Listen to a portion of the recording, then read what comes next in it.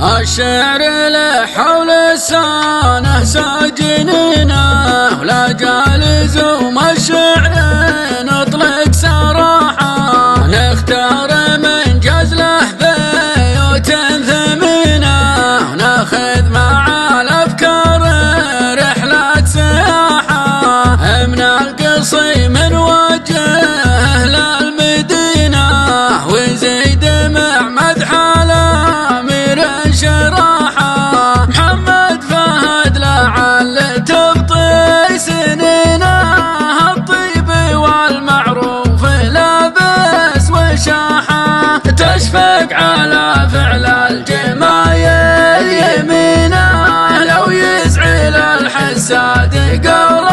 الصراحة شيخ الشداد جدوده مورثنا شيخه لغير الكف وما هي متاحة اخواني بقشه محتمين الضعينه تذبح عقيد البلوى تاخذ سلاحه فرحانه ليدى كلنا عارفينه يمنعه كم شويته صفي مراحه لحربة على المعادي سنينه اعداء ما تمن مساه وصباحه حد الفولد مرشال جابه رهينه يوم العدو بالشام يبغى لطاعه فك الاسير وطاعه ومحاربنا وابعد عدوه عن دياره وزاحه الشعر له حول السنة ساجننا ولا جالز وما الشعر نطلق صراحة نختار من جزله بيوت ثمينة وناخذ مع الأفكار رحلة سياحة من القصيم نوجه للمدينة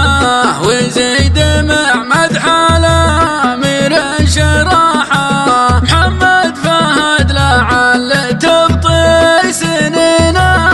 الطيب والمعروف لابس وشاحة تشفق على فعل الجمايل يمينه لو يزعل الحساد قول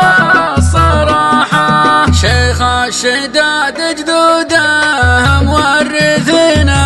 شيخه لغير الكف وما هي متاحة اخواني بقشه محتمين الضعينه تذبح عقيد البلوى تاخذ سلاحه فرحانه ليدى كلنا عارفينه